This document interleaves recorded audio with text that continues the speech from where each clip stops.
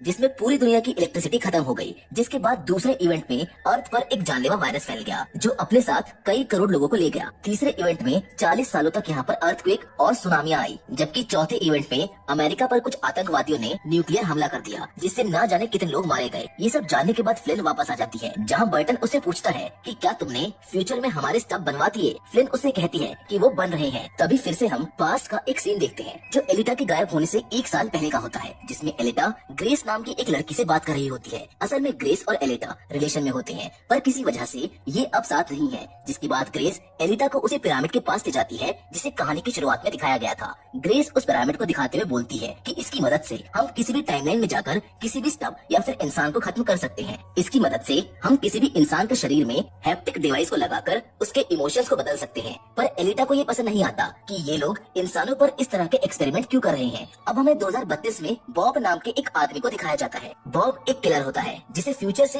एक पार्सल मिला है जिसमें एक सुपरसोनिक गन होती है। तभी उसके पास एक आदमी का कॉल आता है। वो बॉब से कहता है कि तुम्हें फ्लिन और बर्टन को मारना होगा वरना उनकी जगह तुम्हारी बेटी मरेगी। बॉब को अपनी बेटी की जान बचाने के लिए उनकी बात माननी पड़ती है। अगले सुबह बर्टन फ्लिन को हॉस्पिटल लेकर जाता है। वहीं दूसरी तरफ बॉब एक ब्रिज पर अपनी गाड़ी को खराब करने का नाटक करता है, क्योंकि थोड़ी देर बाद फ्लिन और बर्टन इसी ब्रिज से आने वाले थे। पर उनसे पहले फ्लिन की दोस्त एन वहाँ पर आ जाती है। वो बॉब की कार को देखकर उसे अपनी कार में कहीं छोड़ने को कहती है। इतने में ही फ्लिन और बर्टन वहाँ पर आ जाते हैं और तभी बॉब उन पर हमला कर देता है। डिफेंस में बर्टन भी उस पर गोली चलाता है लेकिन वो बच जाता है। पर तभी पीछे से एन फ्लिन को बचाने के लिए बॉब को शॉटगन से उड़ा देती है, जिसके बाद वो उसको टॉमी के हवाले कर देते हैं। घर वापस जाकर फ्लिन वापस फ्यूचर में जाती है। वो विल्फ से मिलकर कहती है कि ये कौन है जो बार बार मुझ पर और मेरी फैमिली पर हमला करवा रहा है, जिस पर फ्लिन उसको बताता है कि ये आरआई कंपनी की हेड चेरिस है। फ्लिन विल्फ से कहती है कि हमें उससे एक मीटिंग करनी होगी। वो चेरिस से मिलने अकेले ही जाती है। फ्लिन चेरिस से मिलकर उसको कहती है कि तुम मेरे और मेरी फैमिली के पीछे क्यों पड़ी हो, जिस पर चेरिस उसको कहती है कि अगर तुम मुझे मेरी चुराई हुई चीज दे दोगी तो मैं तुम्हारा पीछा छोड़ दूंगी। जिस पर फ्लिन उसको कहती है कि मेरे पास तुम्हारी कोई चीज नहीं है। ये सुनकर चेरिस उसको बताती है कि फिर तो मुझको तुम्हारी फैमिली और तुम्हें मारना ही पड़ेगा। ये सुनते ही फ्लिन को गुस्सा आ जाता है और वो चेरिस को पटक देती है और बहुत बुरी तरह से मारती है। वो उसे कहती है कि अगर तुम मेरी फैमिली के आसपास भी दिखी ना तो तुम मारी जाओगी। ये बोलकर वो वहाँ से चली जाती है।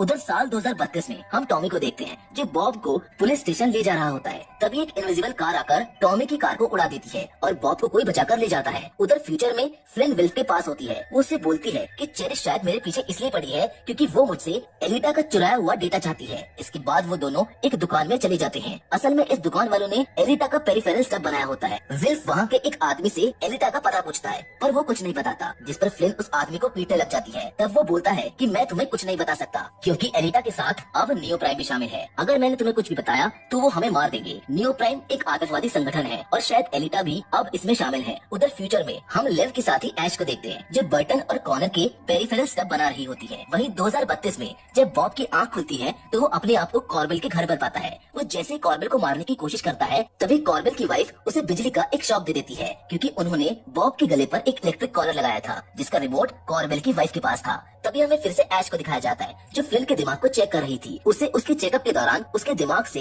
एक अलग ही केमिकल मिलता है। ऐश उस केमिकल के बारे में रिसर्च कर रही होती है। तभी उनके घर में मेट्रोपॉलिटन पुलिस की हेड इंस्पेक्टर एंसले लेव से डैनियल के मर्डर केस के बारे में कुछ बात करने आती है, जिस पर लेव बोलता है कि शायद अब मुझे अपना लॉयर बुला लेना चाहिए। जिस पर एंसले उसको कहती है कि मुझे पता है कि डैनियल की मौत में विल्फ का हाथ है, तो अगर तुमने अपना कोई लॉयर यहाँ बुलाया तो मैं इसी वक्त विल्फ को मर्डर केस में जेल में डाल दूंगी। और मैं ये भी जानती हूँ कि इस टाइम इस घर में 3 पेरिफेरल स्टफ मौजूद है। वहीं कॉर्बेल की वाइफ बॉब के घर पर अकेली होती है, जिसका फायदा उठाकर बॉब वहाँ से भाग जाता है। वहीं दूसरी ओर बर्टन अपने दोस्त कॉर्नर के लिए मैकेनिकल लेग्स लाता है, पर कॉर्नर को तो फ्यूचर में जाकर अपने असली पैरों पर चलना था, इसीलिए वो इन लेग्स को मना कर देता है। तभी फ्लिन को 2099 से कॉल आता है जिसमें वो कॉर्नर और बर्टन को भी फ्लिन के साथ फ्यूचर में आने को कहते हैं। ये तीनों अपने पेरिफेरल स्टफ में वहाँ पर पहुँच जाते हैं, जहाँ पर ऑफिसर एंसले उन्हें अपना इंट्रोडक्शन देती है और उन तीनों को जू नाम की जगह पर ले जाती है जहाँ मेट्रोपॉलिटन पुलिस की ट्रेनिंग हुआ करती थी। एंसले वहाँ अपने हाथ के इशारे से एक बड़ी बिल्डिंग खड़ी कर देती है और अपनी असिस्टेंट बीट्राइस को बर्टन और कॉर्नर के साथ ट्रेनिंग के लिए उस बिल्डिंग में भेज देती है, जहाँ बीट्राइस उन्हें कहती है कि तुम्हें यहाँ के सबसे ऊपर के फ्लोर पर जाना है, लेकिन हर फ्लोर पर तुम्हें पहले से ज्यादा आदमी मिलेंगे जो तुम्हें मारने के लिए ही प्रोग्राम किए गए हैं। अब कॉर्नर और बर्टन तो आर्मी के सोल्जर्स थे। वो सभी गार्ड्स को मारते हुए आखिरी फ्लोर तक पहुँच जाते हैं। उधर बाहर एंसले फ्लिन को बताती है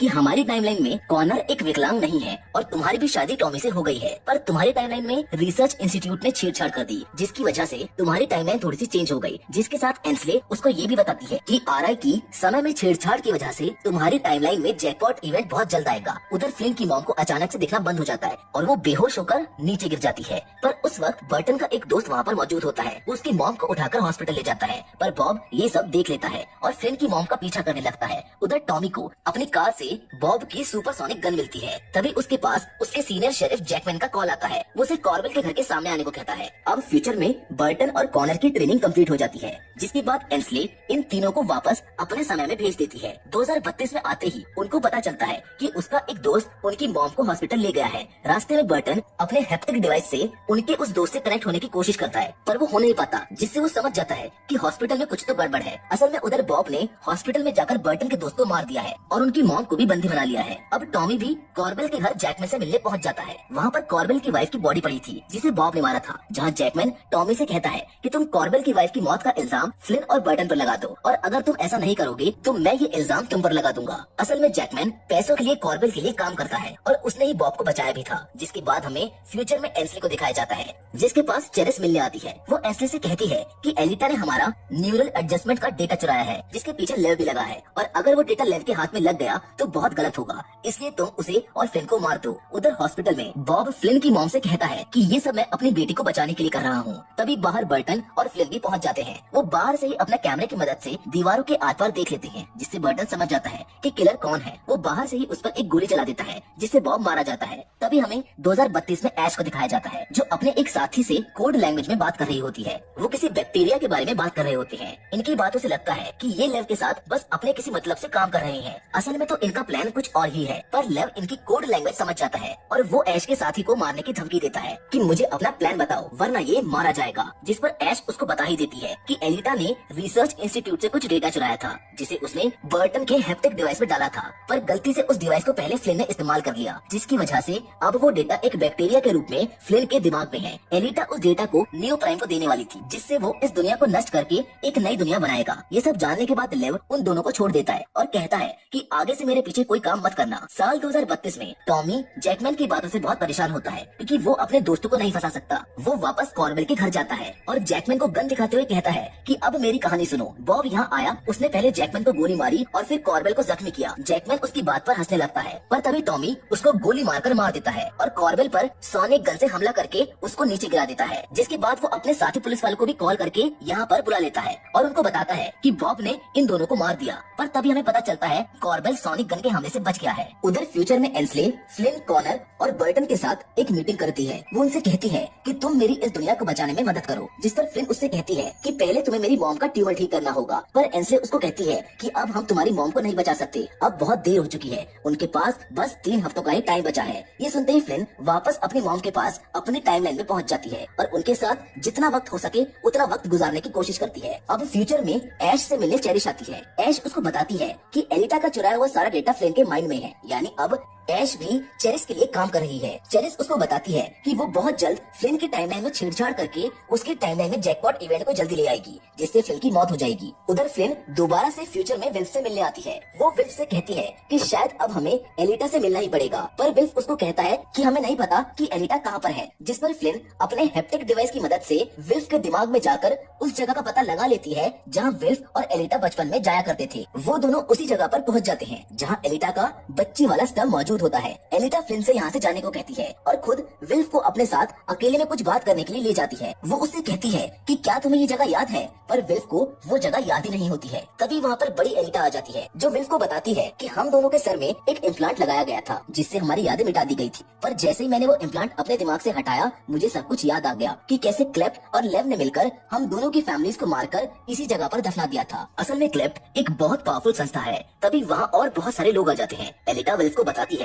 कि इन सबके फैमिलीज को भी उन्होंने मार दिया। मेरे पास ऐसे ना जाने पता नहीं कितने राज हैं जो अब फ्लिन के दिमाग में हैं। अब साल 2023 में टॉमी फ्लिन के पास आता है और उसको बताता है कि मुझे अंदर से खबर मिली है कि जल्द ही हमारे शहर पर न्यूक्लियर हमला होने वाला है। ये जानकर फ्लिन जल्दी से फ्यूचर में अपने पेरिफेरल स्टब में आ जाती है, जहाँ पर उसे अपने सामने ऐश दिखाई देती है। उसे उसकी बातों से पता चलता है कि वो अब चेरिस के लिए काम कर रही है। वो ऐश से चेरिस का प्लान पूछती है। वो फ्लिन को बताती है कि चेरिस तुम्हारी टाइमलाइन में एक जैकपॉट इवेंट की मदद से तुम्हें और तुम्हारी पूरी फैमिली को मारना चाहती है। अब उसी टाइमलाइन में कॉनर भी होता है। फ्लिन सीधा कॉनर के पास जाती है और उसे अपना प्लान बताती है। वो अपने इस प्लान में इंस्पेक्टर एंसले को भी शामिल करती है। वो एंसले से उसका एक और ऐसा पेरिफेरल स्टफ बनवाने को कहती है जिसमें उसके शरीर के साथ साथ उसके दिमाग का एलिटा वाला डेटा भी मौजूद हो, जिसके साथ वो उससे RI यानी कि रिसर्च इंस्टीट्यूट के स्टफ पोर्टल का एक्सेस मांगती है। जिस पर एंसले उसकी बात मान तो लेती है, पर वो उसको कहती है कि तुम्हें उस डेटा के साथ छेड़छाड़ नहीं करनी चाहिए। वो डेटा हमारी दोनों की टाइमलाइन को खत्म कर सकता है। जिसके बाद फ्लिन RI में जाकर वहाँ के सभी स्टफ गार्ड्स को मार देती है और वहाँ रखी एक टाइम वॉच से स्टफ पोर्टल को खोल देती है। अब हमें फ्लिन का पूरा प्लान समझ में आ जाता है। असल में वो इस पोर्टल की मदद से वापस अपने टाइमलाइन में जाकर कॉर्नर से अपने आप को गोली लगवा लेगी, जिससे वो मर जाएगी और चेरिस उसका पीछा छोड़ देगी और उसकी टाइमलाइन में उस जैकपॉट को भी नहीं लाएगी, जिससे उसकी फैमिली बच जाएगी। वो ऐसा ही करती है, अपनी टाइमलाइन में जाकर कॉर्नर से अपने आप को गोली से मरवा देती है। पर साल 2099 यानी कि फ्यूचर में फ्लिन का स्टफ जिंदा होता है, क्योंकि उसने मरने से तुरंत पहले अपनी कॉन्शियसनेस को उस पोर्टल की मदद से अपने फ्यूचर के नए स्टफ में डाल दिया था। जिसके बाद अब वो और एंसले मिलकर अपना आगे का काम करने के लिए चल देती हैं और इसी के साथ इसका सीजन 1 यहीं पर